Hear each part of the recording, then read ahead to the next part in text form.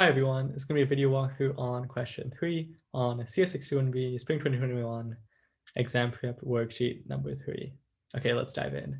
So for this question, we will be implementing the function partition, which takes in an int list lst and an integer k, and destructively partitions a list into k int lists such that each list has the following properties. Property 1 is that it's the same length as the other lists. If this is not possible, in other words, if list cannot be equally partitioned, then the later list should be one element smaller, okay? So what that's saying is that if we have some linked list of length 25 and k is equal to 3, we want to create 3 partitions such that these partitions have lengths 9, 8, 8, okay? That's the first criteria for these lists. The second criteria is that within each list, the ordering of the elements is consistent with the ordering of the elements in LST. Okay, what that means is that items earlier in list precede items that are later. Okay, let's look at a quick example so we can kind of gain some intuition. And we see that if we're given the list 5, 4, 3, 2, 1 and k is equal to 2, a possible, but I want to note, not optimal solution, or optimal is not the good word, tough to achieve solution is putting elements 5, 3, 2 at index 0 and elements 4, 1 at index 1. Okay. And why does this fulfill these two criteria? Well, we know that the first list is one element bigger than the second list because k doesn't evenly divide the length of the list. We have to have these lists of different lengths. The second criteria, which is upheld, is that within each of these lists, the ordering of the elements is the same as the ordering of the elements in LST. Right? So with both of these in mind, let's try to dive in to see how we can make this happen. And we also need to emphasize that this is a destructive process, which means we are not creating any new linked lists. We're merely reusing the linked lists we had before and moving them into an array of length k and returning that, right? That's what it says right here, that we have this array right here. And what we're doing is we're returning the k int lists in this array, okay? And there's a couple hints that we have here is that we have access to the method reverse, okay?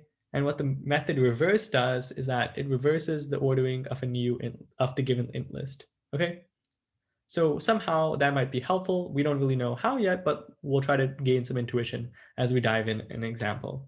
And the second other thing that we want to take note of is that the modulo operator might be helpful. And we also may not see the immediate relevance of this, but that's totally okay as well. Okay, so without further ado, let's dive into a quick example. Actually, before we dive into example, it's always good to look at the pseudocode just to see what's given to us. So how the pseudocode is really structured is that we have some array that's defined and returned already. We have an index, which I'm guessing is going to be the index that we're currently inserting elements into the given array. Then we have L, which is how we're going to be iterating through a linked list. And then we're going to keep going while L is not null. We will be executing this logic in an iterative fashion, right? That's what the skeleton code immediately tells us. So with this all in mind, let's dive into a quick example.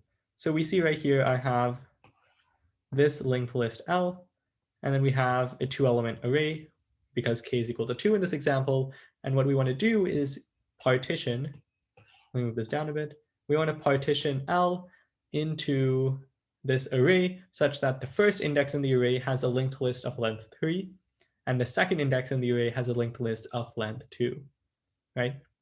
Okay, so what I'm going to do is the skeleton code, not the skeleton code, the prompt told me that I had access to a function reverse.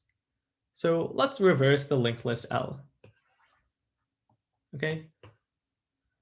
Actually, we're actually given a linked list called LST, and we're going to say L is the reversed version of LST. Okay. So how that's going to look.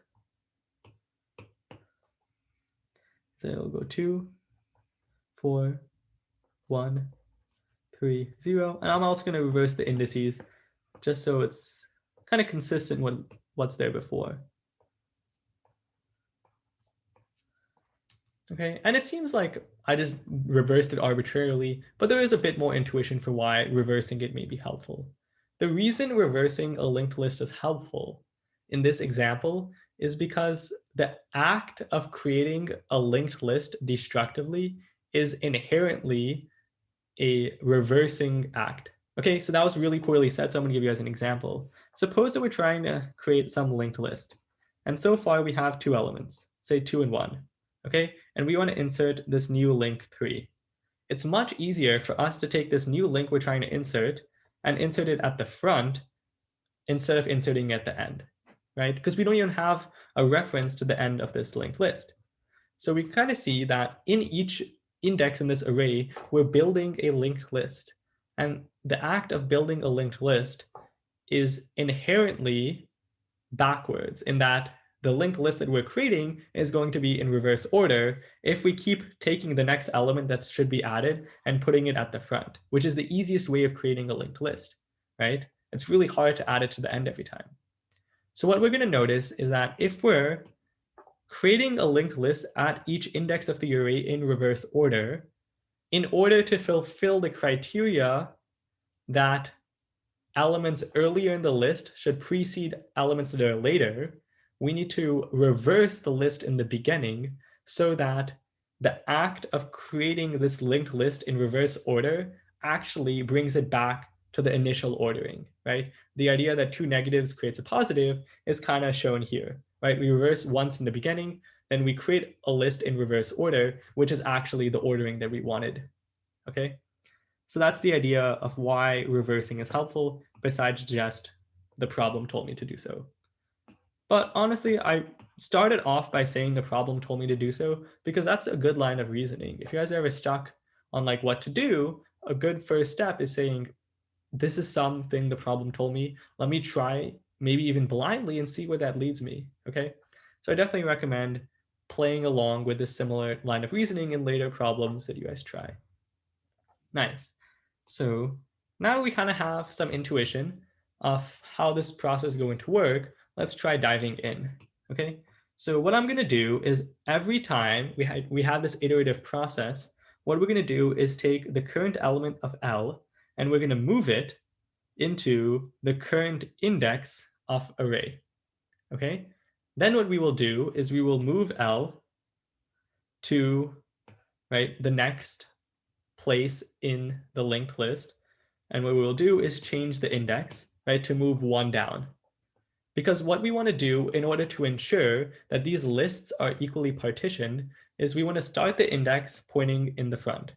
Then we want to move the index here, right? Then we want to move it back to the front and so on, right?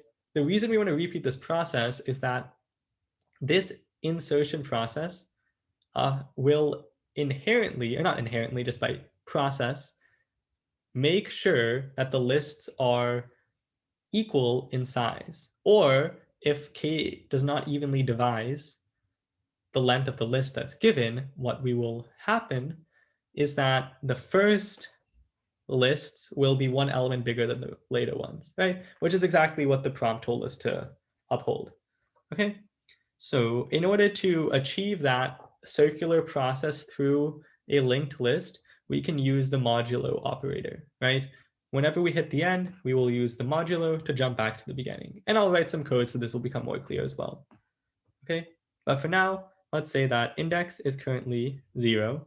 So we're pointing here, and we're at the first iteration in this process. So what we want to do is, I'm going to write down these steps because I think it's important. Okay, so the first thing that we want to do is move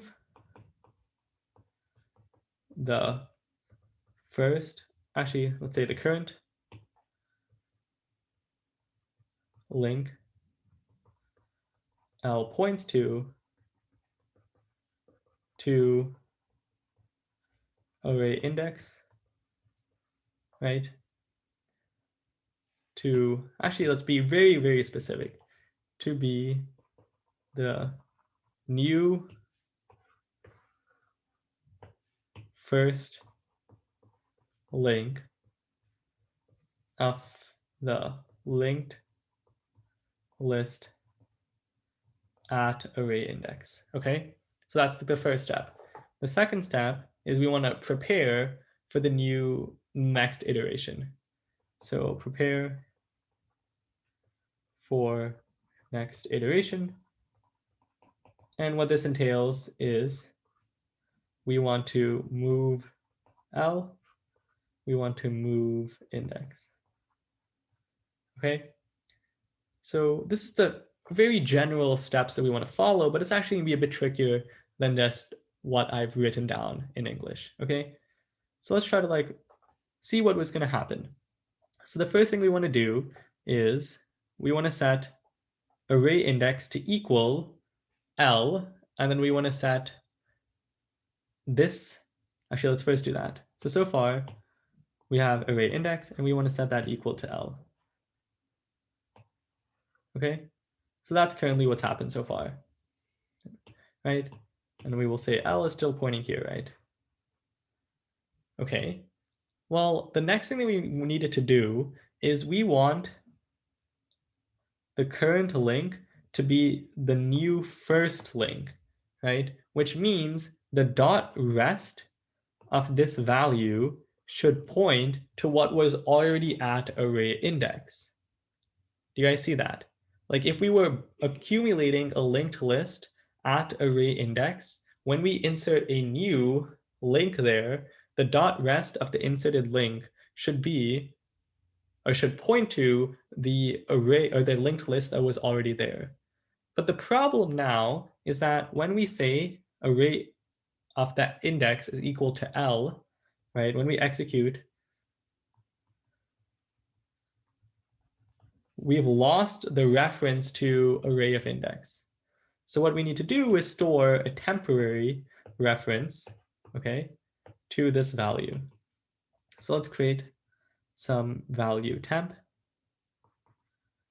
array, which is going to be a pointer to what was previously at array of index.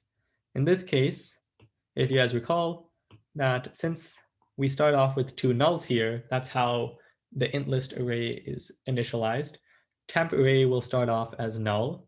And then what we will do is we will set array index to equal L, and then we will set array index dot rest to equal temp array, right? Sorry about the inconsistency of the coding. Let's just make it red. Right, what this is doing, it's saying we've done 3 steps so far, actually. We have a pointer, temp array, which will point to what was previously at array of index. Then we set array of index equal to L. Then we set array index.rest to equal temp array. Okay? So this is really, really good. The only slight catch is that now we've lost a pointer to the next link in L, because once L is still pointing to this linked list right here, right? Once we set L.rest, which is array of index.rest, right? Same as L.rest, to temp array, once this operation executes, we lose the pointer to where L.rest was before. So we need to create 2 temporary variables. The next one will be, let's call it, I don't know, temp next, which is the old or the next value for L. Okay, so we can kind of see that there's 4 things that we've done so far. We have a temp next, a temp array, and then we have these 2 right here. And then the next things that we need to do is move L, which corresponds to setting L is equal to temp next. And then we want to move the index, which will correspond to index equals index plus 1. And then we want to modulo the length, or in this case, it's going to be k, right? Because k is the length of the array. So this is basically the logic. I'm going to quickly write it up here, just so we can see it in code. But you guys basically understand if you guys understood that explanation right there. Okay. So what we're going to do is we say int list L is going to be equal to reverse of LST. Okay. And the next thing that we want to do is in this while loop right here, it might be helpful if we kind of bring this logic up. Okay, so let me try bringing this logic up.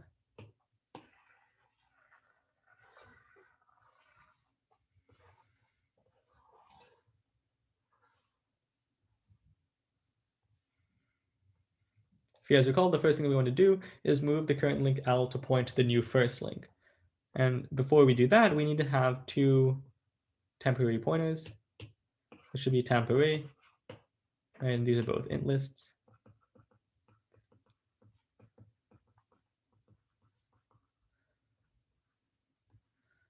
Temp next. Temp next is going to be L.rest. Temp array is going to be array. Actually, I'm going to change this to be a bit thinner.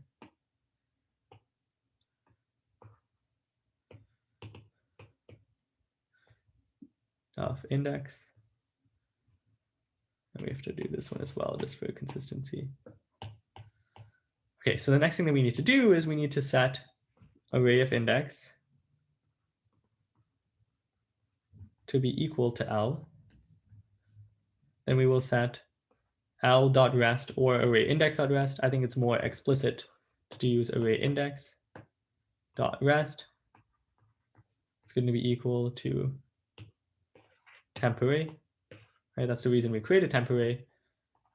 And then what we need to do is set L is equal to temp next.